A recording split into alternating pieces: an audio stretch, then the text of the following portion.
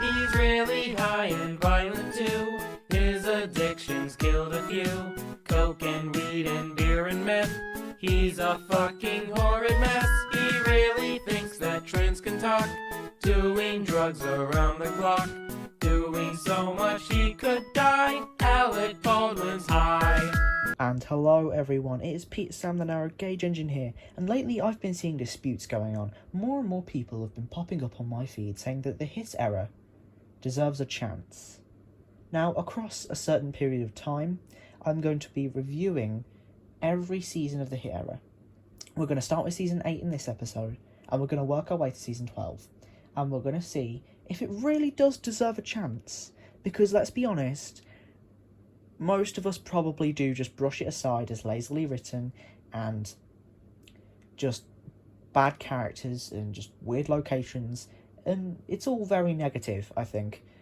So come on this journey with me, and we'll see if the hit era really does deserve a chance.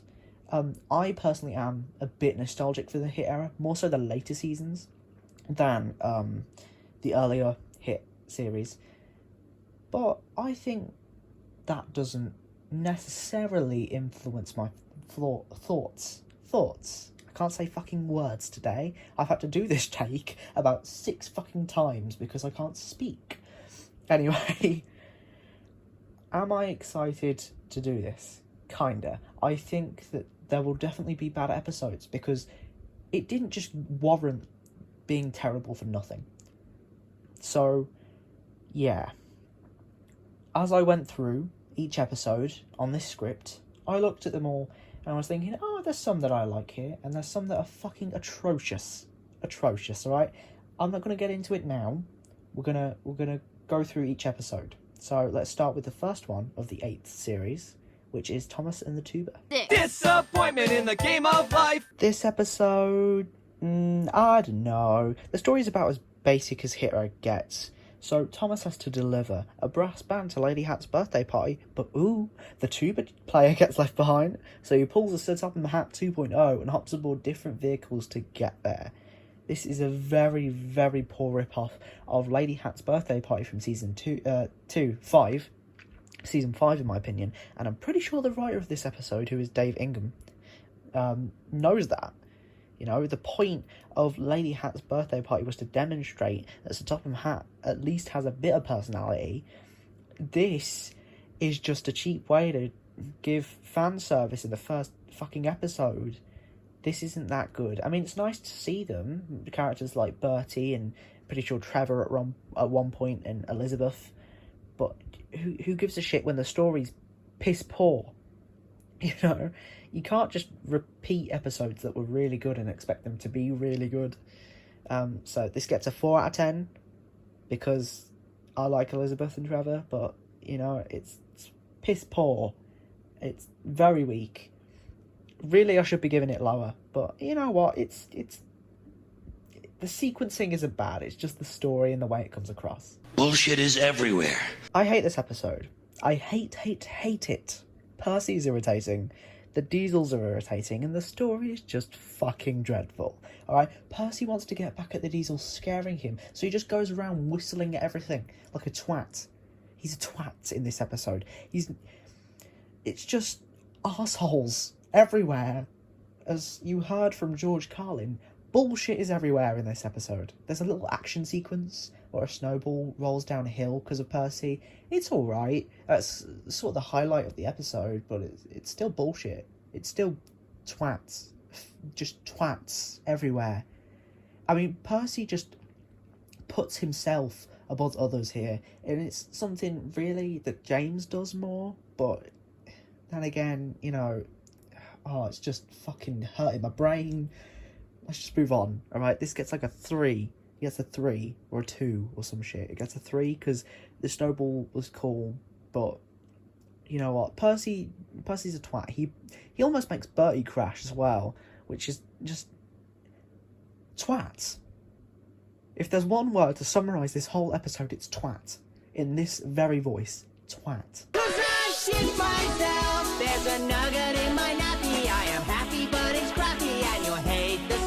Now this This is a good fucking hit error episode that doesn't try to be too much, but's rich in morals, it has a good story, and the model works amazing, alright?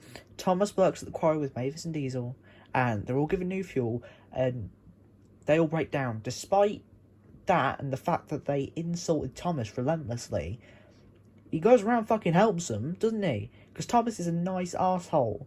I'd never heard the phrase a nice arsehole before, but yeah, I think that's the perfect word, the perfect phrase to describe Thomas in this episode. He's a nice arsehole. There's also themes of scrap here, and it's just good fucking character development, isn't it? Like, you know, the smoke coming out the diesels looks like shit, which I find hilarious as well, which is why I played that "Oh Shit Myself" song, which it's probably the most disturbing thing I've seen today. Oh god, okay. There's no bad shit here. There's no badness. It's all good here. And, you know, Thomas gets a bit paranoid of being scrapped, but I can let that slide. It's one fucking thing compared to 10 amazing things. It's a good, strong, firm 8 out of 10. I needed more shit and smoke coming out of those diesels. But it seems like trees might be worth a try. So I say, let it grow.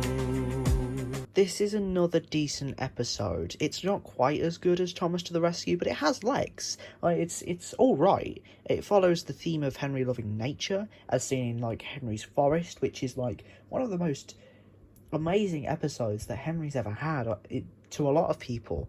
You know, there's bits here that are a bit iffy, like, you know, what's with the need for Henry getting the express and that. You know, it's a weird wishing tree subplot that isn't done right because it's not mystical, because it's disproven. If it wasn't disproven, the door would be open and people would be wondering still if the wishing tree was actually a wishing tree, whereas I'm pretty sure most people made up their minds by the end of that episode. This is not a wishing tree, it's just some fairy story. I just really like it. I think it's really nice. I really, really love that fucking question left open of magic. Like, they do... It happens later on as well. It's not just this episode that does this, really. But yeah, it's good. I am going to give this a strong 5 out of 10. It might go to a 6, but for now we'll keep it a 5 out of 10. No, God! No, God, please, no! No! No! No! James Gets a New Coat is the most textbook episode so far, with James being so far up his ass that it's not even funny. Oh my god. It's just, like, remember when I said atrocious at the start? Yeah, this is that. He puts himself above, like, his own work, which is fucking baffling, because he never really did that before. Not to this extreme, anyway. And, you know, when he does do it, everyone's like, oh, well done, James. No, not fucking well done. Like, yeah, good for you. You did the bare minimum of what you should be doing as a fucking locomotive. Oh, round of applause to the twat number 5 over there. You know, it's gets a 2 out of 10, because it hasn't... I know what's coming up, basically. I know how bad this can get. So, just brace yourselves, because it gets fucking worse, alright? It gets worse. So, you know what, I'm going to let this off a bit, because it does have a story that fits, sort of.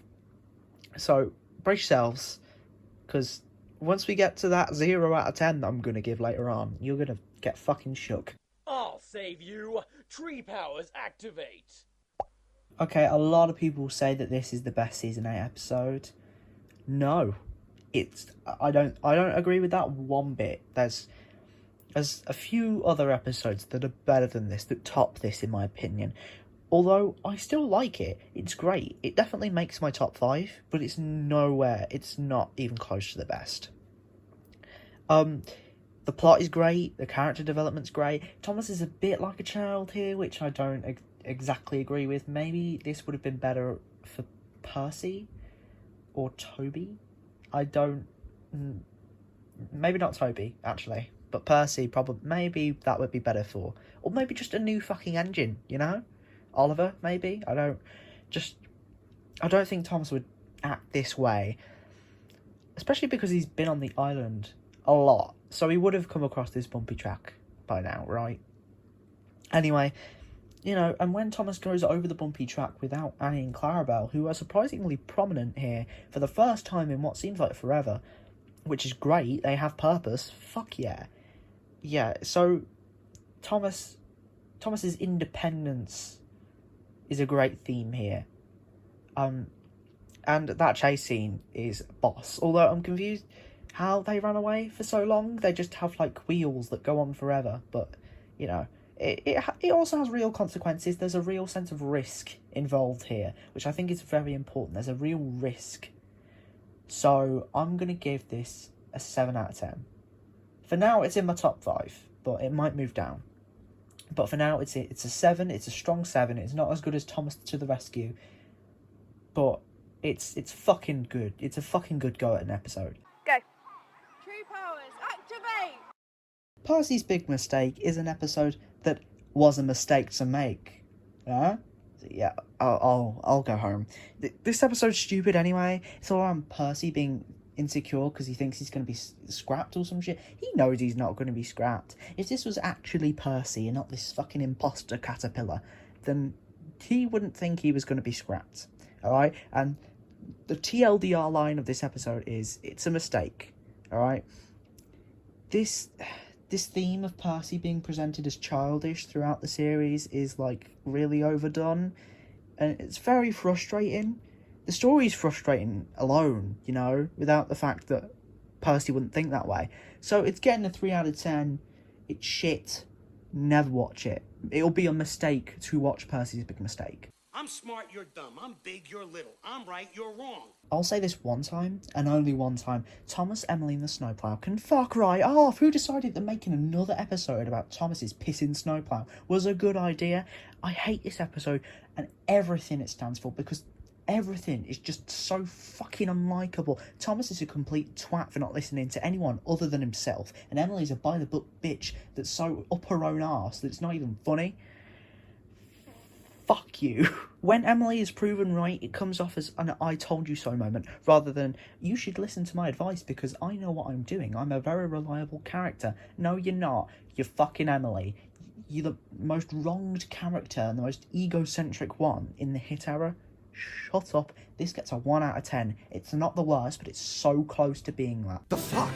The fuck? The fuck is in the air. The fuck? No, don't tell Thomas is a horrible, frustrating episode, and whilst it has a sweet ending, since the episode length has been increased, there's just 3 minutes of filler where Thomas just wanders aimlessly trying to figure out what everyone's hiding from him. I mean, the ending's nice and everything, but it's just frustrating how every engine thinks that Thomas can't hear them, even though they're talking louder than probably they've ever spoken before. It's just so annoying. And, I mean, the ending doesn't give enough payoff, in my opinion. The surprise for Thomas isn't great at all. It's kind of weak, if anything. It would have been better if it was just, like, some sort of Thomas's Christmas party, like, thing at the sheds where they all go whoop whoop, sing happy birthday or some shit. I don't know. Just not what we got. Please, not what we got. All in all, this episode gets 2 out of 10, because nothing's quite as bad as Thomas, Emily and the Snowplow just yet. We still got that 0 out of 10 to get to. But yeah. Oh, friend! Oh, new friend! Oh, friend! Please be my friend! Oh, friend! Oh, thank fuck. Finally, a decent episode. It's neither best nor worst, but it's really good. Unlike the prior 3 episodes that have just completely fucked season 8. Emily's New Route is an episode based around Emily discovering that if she messes up, she'll have to do the Black Lock run. And when she focuses so much on not messing up, she does mess up, and is made to do the run, only to discover there's nothing to be afraid of after all. What a good fucking story. This story is a refresher to be sure. The morals are a bit transparent, but you can probably say that for every episode so far, and I can't really bash that. The crash is a bit ridiculous too, but I think those are two minor factors compared to the great storytelling here, reminiscent of something from probably season 7, and therefore I'll give it a 7 out of 10. Good job, Emily's New Route. You gave me faith in season 8 again. Baby, you're a firework. Come on, show 'em what you're worth. This one's nice. It's nothing too glamorous, spooky or intense. I mean, the story's pretty simple. James is snooty or some shit, and then he breaks down, and then Thomas has to rescue him, and they get to the station just in time before the children go home on Gordon's Express. The great thing about this episode is that it doesn't try to be something it's not. The tone is perfect. On the other hand, there's a bit of filler, which, you know, it sort of goes without saying because it's fucking hit error. But yeah, I don't really know how to feel.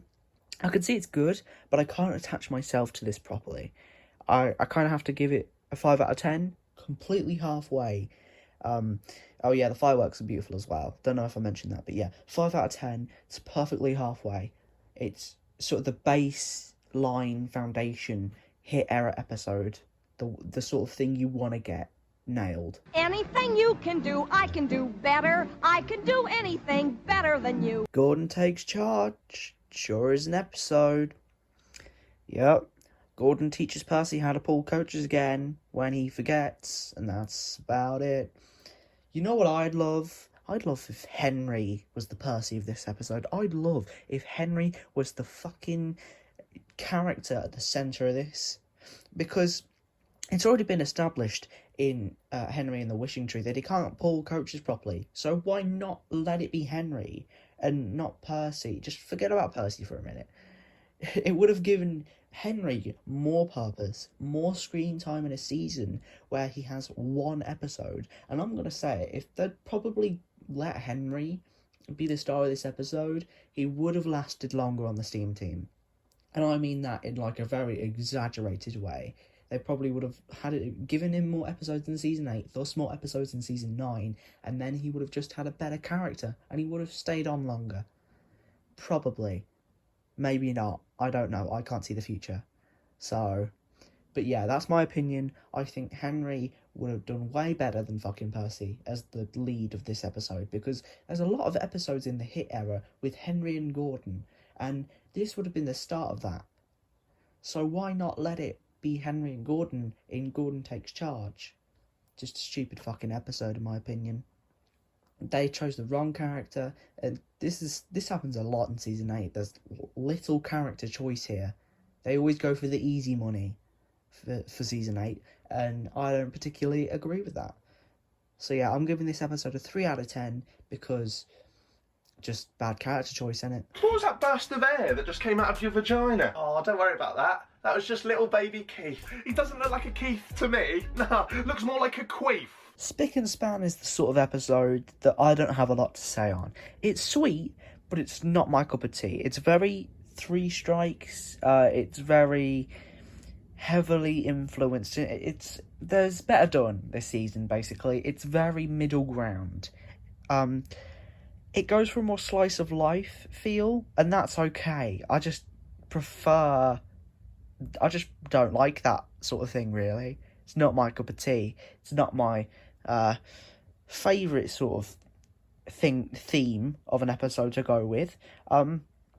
It's definitely not an episode I'll think of when I think of season 8. It's definitely one of the most forgettable, but it's nice, you know. It's not one I'll just, you know, it's not one I'll say, oh, that's shit, you know. It's just go, oh yeah, that's all right. It's a 4 out of 10. It's nice, but I don't have a lot to say. Grandmother Lovers. Edward the Great is a great episode. Get it? Yeah, I'm sorry. Edward the Great has a tortoise and the hare inspired premise where Spencer races Edward, he falls asleep on the way because he thinks Edward's like far behind him, and he ends up losing. As much as it seems simple, it's really fun. It's very enjoyable and very likeable to watch. There's a moment where Gordon cheers on Edward, and that's really sweet. And you know what? The moment when Edward finally gets to the summer house, it really gives you a sense of pride for our number 2 engine. Again, it's nice to see Spencer as well, because season 7 had a lot of new and interesting characters, and the fact that Spencer was one of 3 of those to return shows how much people liked him. I think this episode deserves a great 8 out of 10 because it just so fucking good. You're insecure, you're insecure, you're insecure, you're insecure. Yeah, Squeak, rattle and roll is definitely a fun one. It delves into the idea of scrap again, which is uncommon for the hit era, so for it to appear twice this season is, like, amazing. So, you know, Gordon's theme is a bop as well. It's used quite a lot this episode, and, you know, for Gordon to be paranoid about being scrapped is a brilliant concept, especially now that he's getting older. You know, he's old now, he's an old bastard. His rationale and paranoia are superbly presented, and while it's not the most action-packed episode out there, it certainly does put you in Gordon's mindset and presents the moral to speak your mind to those who take care of you. Well done, Squeak, rattle and roll. You get another... We're giving 8 out of 10s. A lot.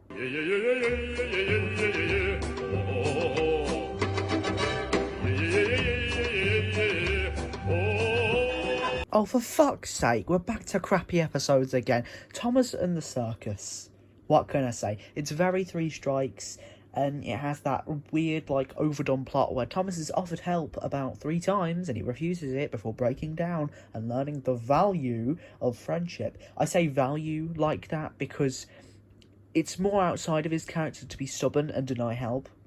That's more of a Gordon or a James or an Emily thing to do, but why don't they get the spotlight? Main reason, because Thomas, because Thomas is the centre of everything. I mean, it genuinely baffles me how Thomas is shoved down our throats this season, whilst the likes of Henry, Toby and Edward get like 1 or 2 episodes each. I get it's fucking Thomas the Tank Engine. That's no excuse to exclude the likes of Henry. This episode's so bland that it can't get higher than a 4. So a 4 it is. Fuck you, Thomas and the Circus, for wasting my fucking time. You fucking fuck. Wait a minute! Who are you? This episode should be called Robin Rigby Gets It Wrong. He's the writer, by the way. I don't hate this episode. It's just a bit bland. There's nothing worthwhile happening here, so why should I care, though? That's what I thought all the way through. What's really happening? The scenery is great, and it has a nice moral, but when that isn't coupled with a good enough story, we're wasting time. So I'll just make this quick, unlike the episode, because it was fucking slow, and give it a strong 5 for good scenery and good morals. I got a jar of dirt. I got a jar of dirt. As Good as Gordon is an episode that has Emily pulling the express instead of Gordon because he's fucking off to give a tour to the Mayor of Soda, or I don't know. She forgets like a bunch of shit. She forgets the brake coach. She doesn't wait for Bertie, and she runs out of water. So basically, she just fucks everything up that she could have. All right, so she can be as good as Gordon. Then James helps her, and she ends up being all good as Gordon after all. Yeah. This episode's sweet. It's a bit 3 strikes, but done in a way that it's like more of an afterthought. You think about it, it's like when you think back on it, oh yeah, that is a bit 3 strikes, isn't it? But yeah, it's got morals, and it's decent enough. It's a 6. Again, don't mind it. It's good. It's all right. Inspector, he whispered, can you see fish? Fish is another banger, and knowing all of the episodes of this season, because I've watched them all now, I can safely say that this is my favourite episode. Thomas helps Arthur at the fishing village, which he doesn't want to do, which is in line with his character. And when he shunts some fish trucks down the line, he crashes into Salty. And, you know, it's one of those stories that are a bit more convoluted. It's more classic series, and it's the most classic series that this series has ever gotten so far. It tries to be classic series, and it attempts it well. However, I don't think the moral stands too strong. What is the moral? You know, is it be safe, don't rush? It's a bit unclear, and it causes the conclusion to be awkward, but it's still heartfelt. Personally, it's my favourite of the series so far, and it gets a 9 out of 10. Because of the classic series vibe, the decent crash, and the return of lesser-known characters Arthur and Salty, which, by the way, is one of the only episodes to actually do that. Season 8 is more focused on the STEAM team and how the writers can do stories with them. It's more of an experimental season, but I like that they brought Arthur and Salty back. We're going on a bear hunt. We've already shot Paddington and turned Winnie the Pooh into a fucking ruck. Emily's adventure is a dramatic disappointment. Considering that this was written by the same guy that wrote Fish just before, this is shocking. How does someone get it so wrong after getting it so right? This is fucking, like, mind-boggling. I don't understand. Anyway, basically Emily's a twat again and rivals Elizabeth, who just stalls Emily and in turn the episode until Emily is polite enough to get past. It's also nice to see Trevor again and Elizabeth, but you know what, Emily's just a knobhead, isn't she? She's always just a twat. And this time she's kind of met a match, and in turn ruined the entire fucking title of the episode. So, you know what, I'm giving this a 3, because I'm lying to myself, you know? Thinking if this is good. Because it's Emily's Not Adventure. It's an ironic fucking title. This is Halloween, this is Halloween, pumpkin scream and get up. Halloween is another decent episode in my eyes. Thomas and Emily going to the smelters and getting spooked by Ari and Bert, only for them to unwittingly be spooked by Emily later on, is hilarious. It's sort of the light-hearted, fun episode brought on by miscommunication that really makes it great to watch. The scenery is great, and it's actually, I think, one of the few times that Emily isn't a stuck-up bitch, which, oh my god, it happened, finally. Also, can I mention how simple the story is? There's nothing too convoluted to wrap your head around. And it's one of those few slice-of-life episodes that I actually enjoyed watching. All around, I like it. I don't love it, but I like it. So, in my eyes, it gets an 8 out of 10. Well done, Halloween. You instilled my faith back in season 8 again for like the 50th fucking time. My life is fucking torture. Fuck you, you can do it, Toby. You've ruined Toby's character, his whole arc, and how every other engine views him. We've gone past the stage of him looking like a tram and him looking fucking weird now. He's treated more like a disabled engine than Edward or Henry. You know, like, those are the two, like, minority characters there, right there. Why don't you use them? And give Toby an exciting episode, like Toby's Discovery, or fucking Toby and the Flood, or fucking Toby shoots a man and runs off with a hot girl, I don't know. Look, the story's nice, but wrong character, and it's really upsetting because Toby's been through that, and he's past the other side, so why are we going back to that? Look, I have some suggestions as to better characters that would fit this role, okay? In first, Derek from that one season 5 episode and he shit himself. The Diesel from Bowled Out because he got a bowler hat stuck in his pipes or something. And fucking Henry would be better as a disadvantaged protagonist that shows himself to be capable despite his problems.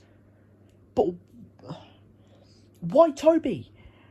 He isn't disadvantaged, he never has been, so why are we making him that? Fuck this episode, this is the 0 out of 10 I was talking about throughout half this fucking video. Dickhead, you're such a dickhead, and everybody knows it, everyone but you. Welcome back to the catalogue of episodes that show James to be a complete twat-face. Up this time is James Goes Too Far. We have James thinking of himself over others, being taught otherwise, and acting as he was taught otherwise, literally repeating his old arc again for the millionth fucking time.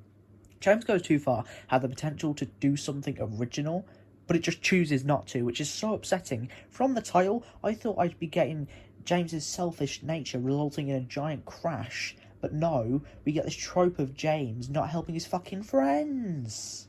I mean, I'm guilty of this too. Check Locomotives episode 1, boys. I'm sorry for that plug. Not really, but shut up. Yeah, the title clickbaited me so much there, and I'm so mad at that. Anyway, can I just, hold on, let me click the 2014 YouTuber background music in. Alright, anyway guys, so I'd just like to address the top 5 worst episode titles in Season 8, and I will suggest my own better solutions. In 5th place is Percy's Big Mistake. It's literally him thinking he'll die, and doesn't really do anything that big. A better title, Scared of Scrap, because it's a play of Saved from Scrap in Season 2, and I think it really works well. My 4th spot is taken up by Fish, because it's the name of another fucking episode, which seems so contradicting because of my last entry, but I didn't call it the exact same thing, so I'm let off. A better episode name could literally just be Thomas and the Fish, because that's the sort of fucking episode titles the hit area chooses. My 3rd spot is Thomas Gets It Right. Again, contradicting because of Percy gets it right from Season 7, but Thomas gets nothing right, until he's told otherwise. The reason that Percy Gets It Right is a good episode name is because the plot centres around it, and if this episode centres around something being wrong, it should naturally be called Thomas Gets It Wrong. In 2nd place is Percy's New Whistle. Percy doesn't even get a new whistle, so what the fuck? A better episode title could be Peep Peep, or Percy Goes Too Far, because he literally does, almost causing Bertie to crash and harm passengers. My top pick and my 1st place prize is Emily's Adventure. She literally stays in the same fucking place for half the episode, so how is that an adventure? A better episode title could be anything from Emily to Elizabeth to Manners for Emily. So, you know what? That concludes my top 4. I'm sick of this shit already. But yeah, anyway, James Goes Too Far, fucking 5 for me. It's not outwardly harmful, it's just the details and the shit and the redone, recycled plot. So, you know, it's not that harmful, but it's some things grind my gears here.